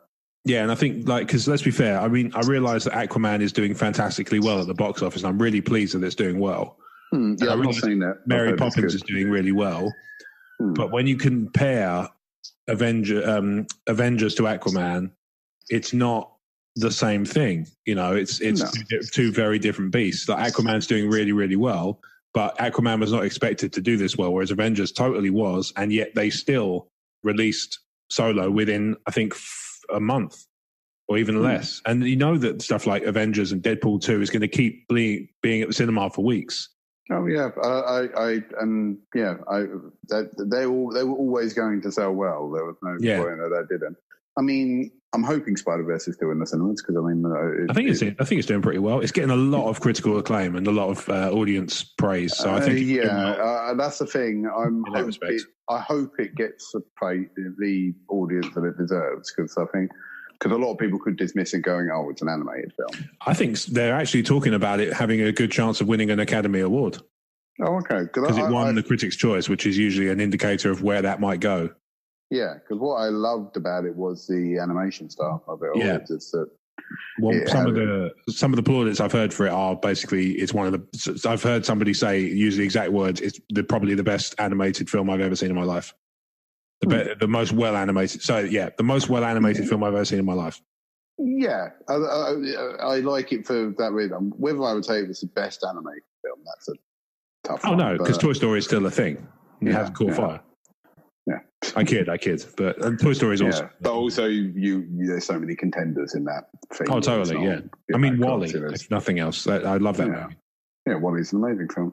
But I mean, there's even things like Akira or stuff like that deserve praise as well. Gantz Zero. It's pretty good. I don't know if I'd go as far as say best animated film of all time, but it's pretty enjoyable. I've not seen it, but I've heard it. It's enjoyable. I would tell you one thing that's not one film that I did not enjoy, which I was really hoping I would. Batman Ninja. I've heard mixed things about that. Yeah, I didn't think it was shit, but I didn't think it was very good. One of the reasons I found it really weird is that the guy who voiced Joker is, I think, Buster Bluth from Arrested Development. Okay, and he's really he's given it a good go, like to his credit, but it just doesn't quite work. And I don't know why. Because he's not Mark Hamill. Maybe I just feel like Troy Baker was probably free, and yet here we are. Yeah. Yeah, but it's a very I still think that still bugged me that they used Troy Baker for Origins. Because I was a bit like, he just put on a very good Mark Hamill impression, and I was a bit like, at this point, why didn't you just pay for Mark Hamill? You know? Yeah, maybe. I mean, it might have been a scheduling thing. He might just not have been free. Possibly. But then again, they made this whole big thing that they weren't using Kevin Conroy because they wanted to use someone younger. Yeah. And then maybe it was like... And then the guy did a good Kevin Conroy, but that's the thing. I felt like I was just listening to people doing good impressions of Kevin Conroy, and I totally get what you mean. To the point where I was a bit like, Kevin Conroy doesn't sound old. That's the thing. No, this is it. I watched, in terms of good, like the thing is, I watched a lot of movies, but I wouldn't. There's nothing apart from the stuff we've talked about, like your Solos and your Infinity Wars, and to a degree, Ready Player One. There's nothing really that I watched that absolutely blew me away. There's stuff that pleasantly surprised me, like, Game Night, the movie with Jason Bateman. Oh, yeah, that's meant to be quite fun. That's really fun. I had so much fun watching that movie. And it's just, it was so much more entertaining than it had any right to be, given the sort of premise. It was fantastic. But, and then at the same time, I watched The Abyss for the first time ever. Okay. I thought that was awesome. I watched, believe it or not, Young Frankenstein for the first time this last year. Oh, really? I'd never seen it before. I caught references and stuff because obviously pop culture, but I just never got around to sitting and watching it. And I even watched, I mean, there's loads of stuff that I thought was fine, like Shape of Water. I like that. I thought it was really visually very impressive, but it was fine. Yeah. I'd like to see it still, but like with Del Toro, that's the thing. He either does really good popcorn action movies, like Hellboy, Pacific Rim, that's Blade 2, that sort of stuff, or he does incredibly art house stuff, like which I'm assuming that's Finding in Nemo. That category. Yeah, like not heard it called that before. Sorry. Have you not? It's quite no. Yeah. I just quite enjoy it. Yeah, I just thought Abe Sapien getting his groove on. Yeah, boy. But it's just not something I've ever really. I feel like I have to be in the mood to watch that sort of stuff. So I'm a bit. That's why I'm like, I'm sure it's good, and I'm sure it's probably aesthetically good, and I'm sure from a artistic perspective, it's all going to be very good. But do I want to watch that, or do I want to watch Pacific Rim and watch robots punching things? So. It's a no-brainer. Yeah. So. And in both senses of the word, the movie itself is a no-brainer, and it's also a no-brainer a decision as well. So that works in several levels. I also watched. What else have I watched that really stood out? Let's say I've watched loads of stuff that I thought was fine. Like I watched Zootropolis. I thought that was fine. I like that. Yeah, I watched the Netflix Death Note. I thought that was fine. I'm not saying it. Fine. It was fine. It wasn't. Obviously, it's for the. The thing to keep in mind is it does a perfectly adequate job of telling in an hour and 30 minutes what the other one had 37 episodes to do. Yeah, I think that's where a lot of anime struggle when they do. Or whenever they do live action adaptations, they always do a movie. Yeah, but they go down they take it down a different path. They do different things with it in some respects than they do in the anime. But there just seems to be a run of them. Like I haven't seen a lot of them, but I've only seen Death Note because obviously I've seen Death Note before, so I know the story, and I thought I'd give it a go. But there seems to be a lot of live action adaptations of anime recently, especially on Netflix. There seems to be a run of them. Yeah, I think it's because they got a lot of anime. They've gone like, we're going to do this because apparently they're going to do a live action Cowboy Bebop. I've heard this. They did Bleach. They've done Full Metal Alchemist as well. Yeah. Death Note, obviously, talked about. Yeah. I think they're going to do Cowboy Bebop, but then a part of me was a bit like, a live action Cowboy Bebop, that's Firefly, isn't it? Kind of, yeah. So I was a bit like, okay. But I also watched things like Hardcore Henry. I thought that was fine. It was enjoyable movie. Yeah, I'd like to see that. It's worth a watch. Once you've seen it, it's like you don't need to see it again, but it's cool. Yeah, I didn't know if it might make me feel a bit sick after a while. I think it has that potential. Have you done VR? I've not really done VR properly. I've tried VR. I mean, I've never played it for like long bouts. That's the thing. I've played Keep Talking, Nobody Explodes a couple of times, and I played with the lightsaber one. That, I know the one. That like it's its own individual thing. Yes. And I enjoyed them. They're fine, good fun experiments, but I never felt. That's the thing. There's nothing I've played on VR that's made me go, "Yep, I can justify splashing 400 quid or whatever on one of them." Yeah, very much so.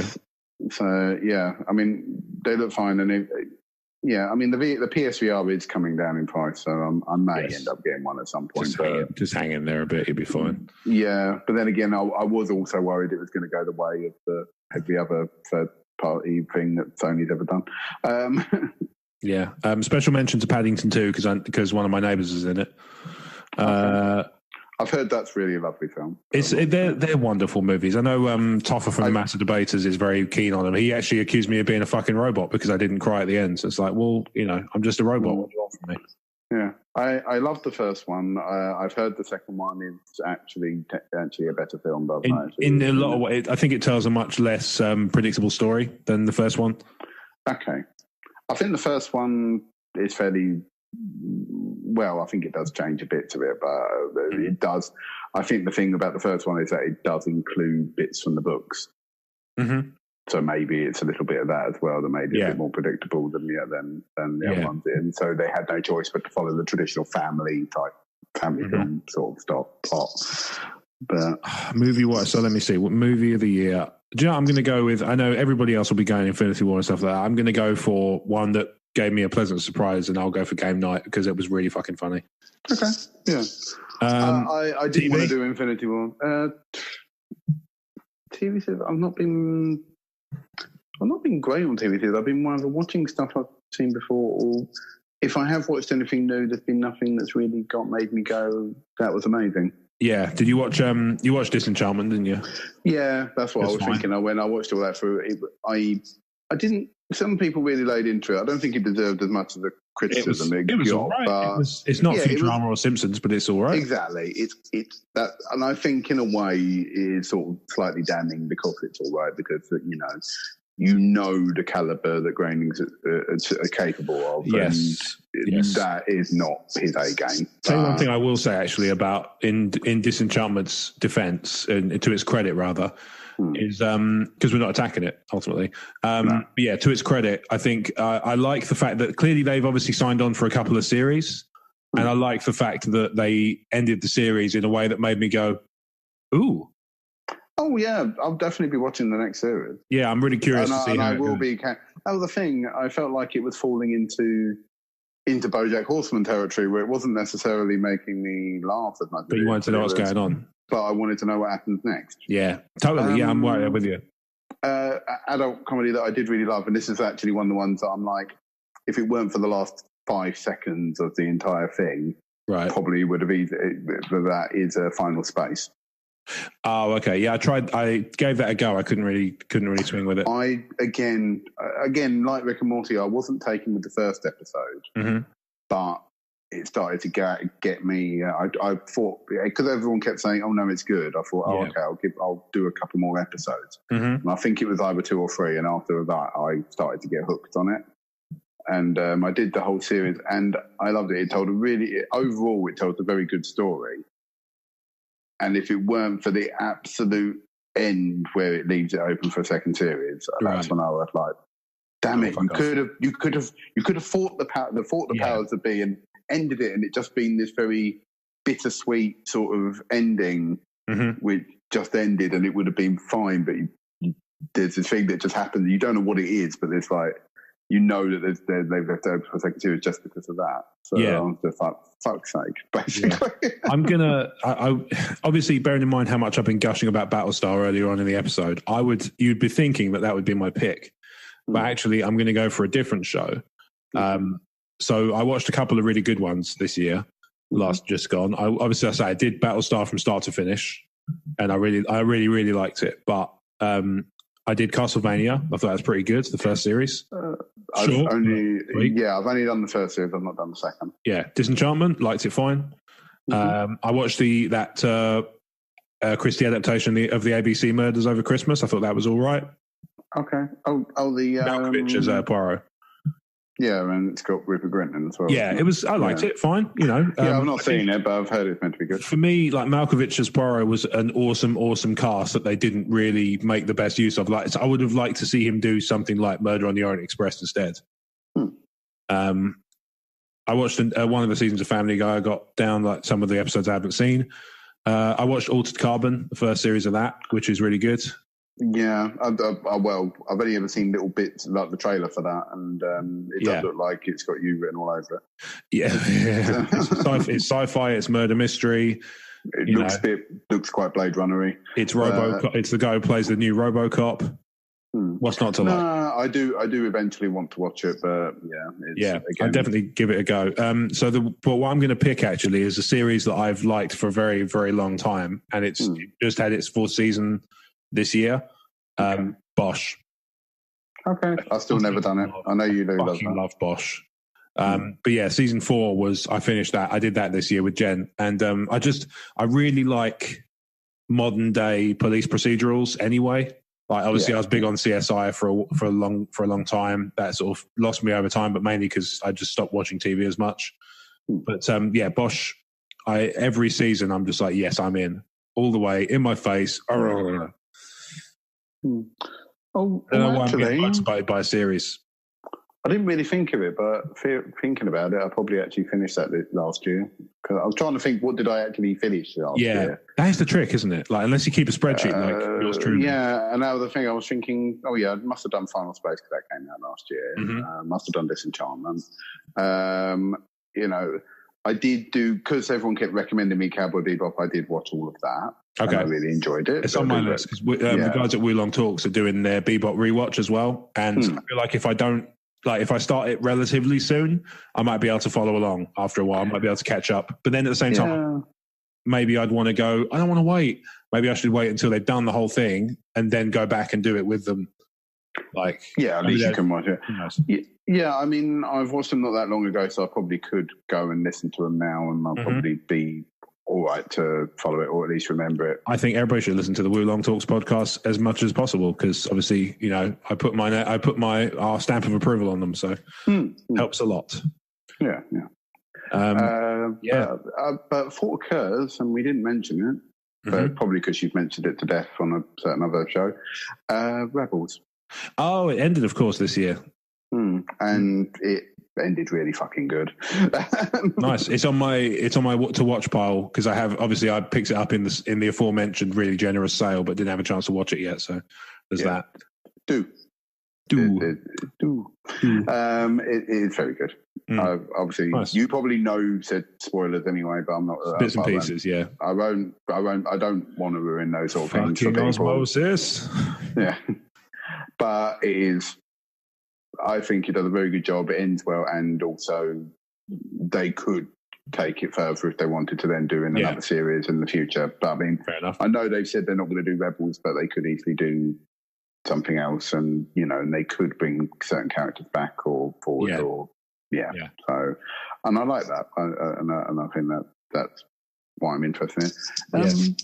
Out of curiosity, any idea when the other cartoons would start, or has it already been? Which other cartoon? The one that's. Resistance. Yeah. Okay, so it's halfway through in the States, which means we're probably on about episode 3 or 4.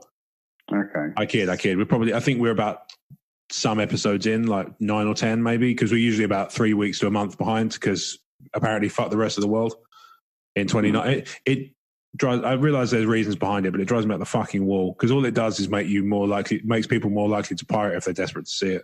It's just stupid. Doesn't make sense. Is Disney getting good reviews? Yeah, it's getting really good reviews, and the animation style kind of caught me off guard and took me out of it at first when I saw the trailers and stuff. Mainly because it looked a bit odd at first, but I think it's because I saw it's the Rebels. Yeah, it looked very bright and sort of didn't, and it felt to me like the animation wasn't particularly clear. But looking at the mid-season trailer, that seems to have gone away. So maybe it's just a trailer thing. Possibly, or it wasn't. They were like, we're still touching it up. Yeah, it's all about the Mandalorian this coming year. I think that's going to be what draws my interest. Who knows? Good, actually. Yeah. What was I going to say? What's your favorite thing about 2018? If you had to pick,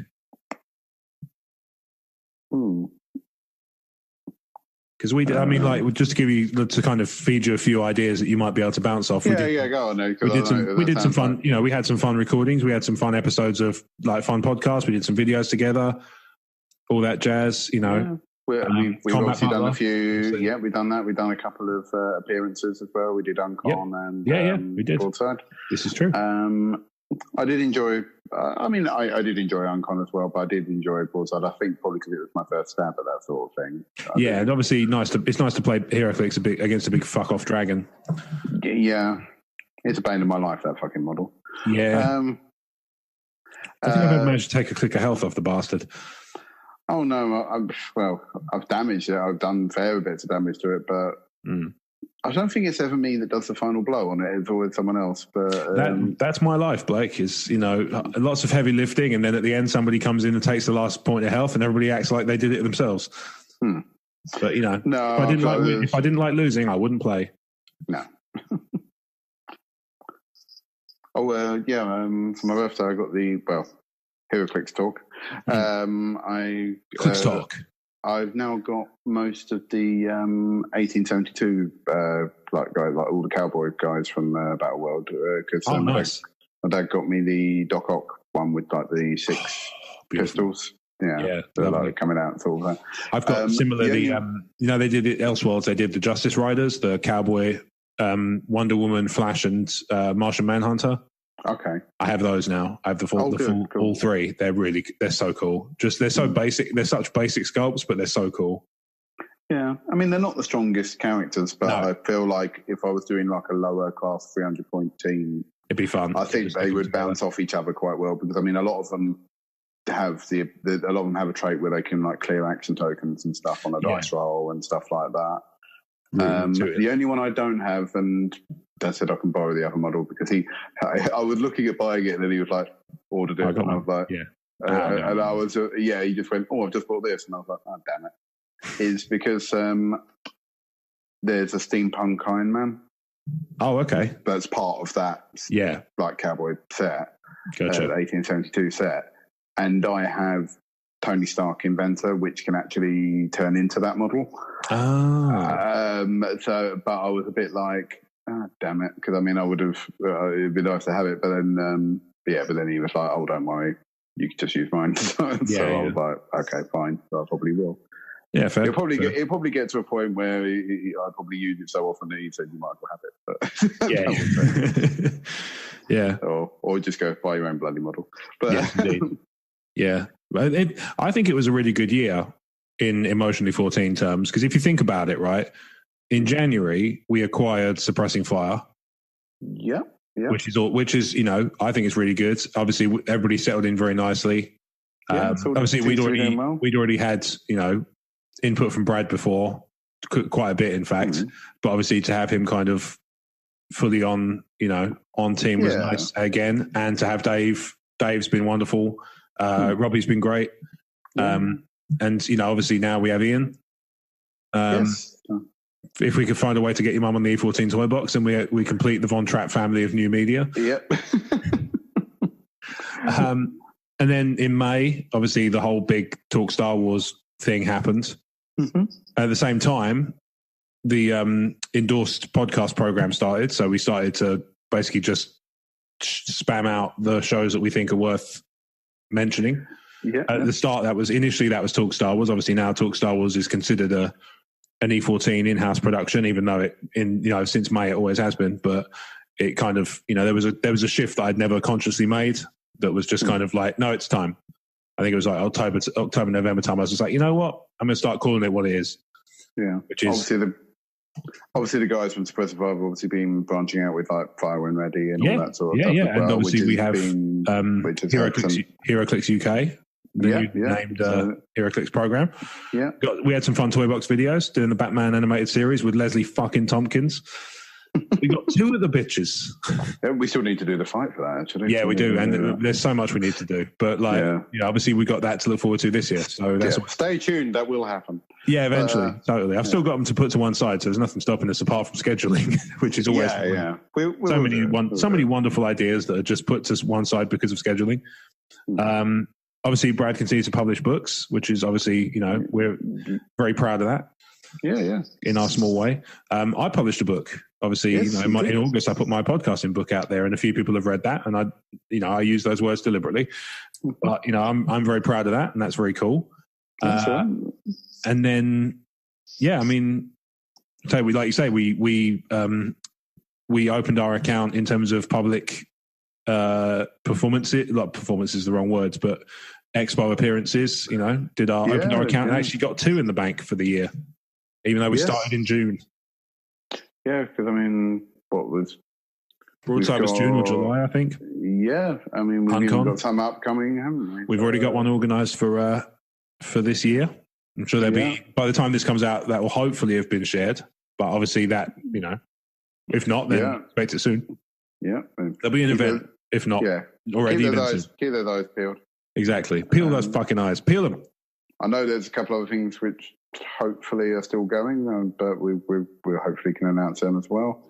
I like what you've done there, because no matter what you're talking about, you've left it sufficiently vague that I can make that work. Yeah. It's like, not the thing, but thankfully there's another thing, so I'll just use it for that. Yeah. There was mention of a thing. There was a mention of a thing a while back. It's not actually been officially mentioned, but okay, fair enough then. But that's how you left it sufficiently vague. We can work with that. We can work with that. I'll just be like, that's what we're talking about on 76. That's what we meant. Honest. Yeah. So yeah, that's. I have high hopes in Fallout 76. Indeed, shame. Real shame. But yeah, I mean, let's say it was a good year in terms of we put out a ton of good content. We've shared a ton of really great stuff. Like the podcast we endorse, like the Tumbling Saber, Nerd Room, Wulong Talks, Roman Pod and Cast. We got guests on for the first time for outside. I'm already discussing getting some more on in the near future. So, the next recording, maybe, who knows what the future might hold. Yeah. We shall see. But obviously, that stuff is coming. So that's all being worked on behind the scenes. So even if we go quiet for a little while, if there's not an episode for a couple of weeks, and you're like, what's going on? It's all happening until the day I say we're done. And I'll be gracious enough to put that on the feed so you'll know for sure. Until you see that day, we're always just churning away behind the scenes. Life gets in the way. And this year promises to be no exception. Yeah, it would just say stick a spoon up your ass, and then the page will get deleted. Exactly, yeah. It'd just be the theme tune, stick a spoon up your ass, outro.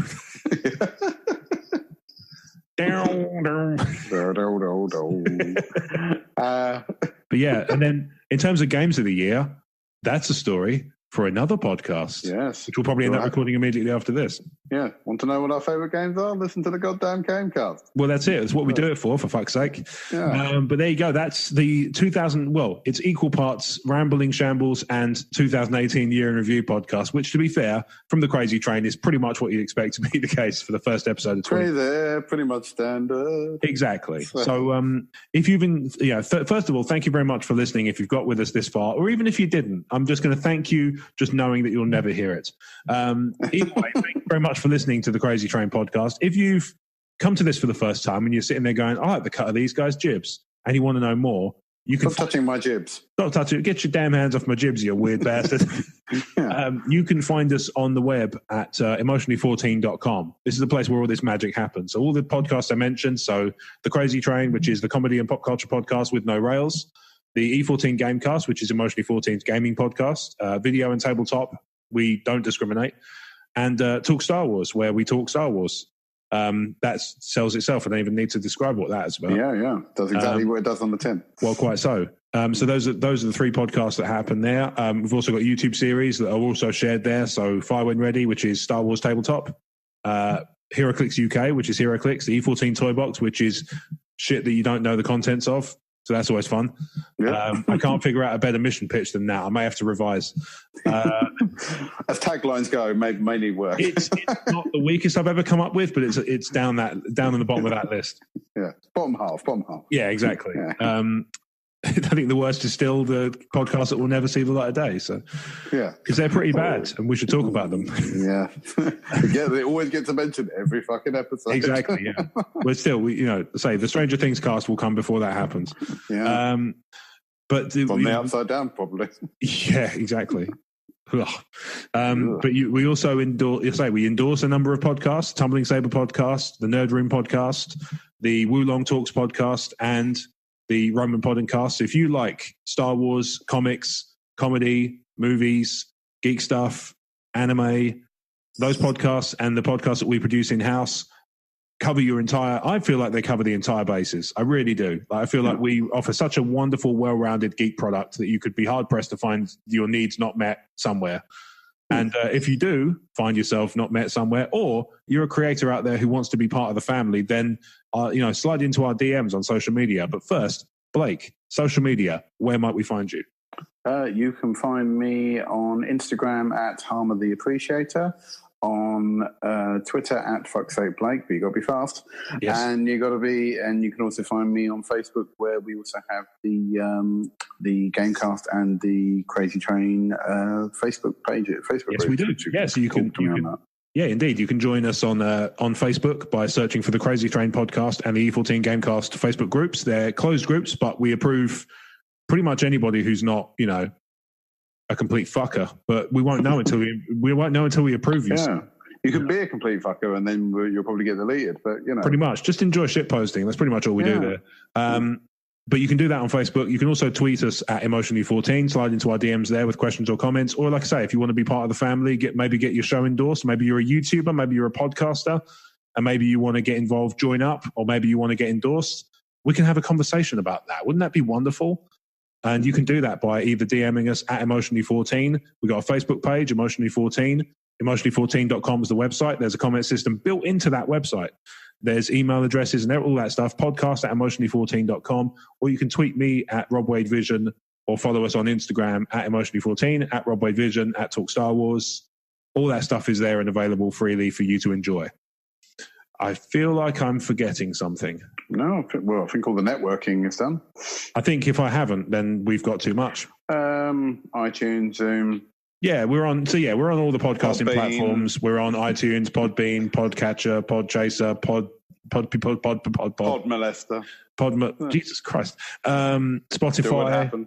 Yeah, Spotify, YouTube, Spreaker. We're now on Spreaker. That's another one we're on now. That wasn't the case before Christmas. It now is, so that's good. We're on Stitcher, but who gives a shit?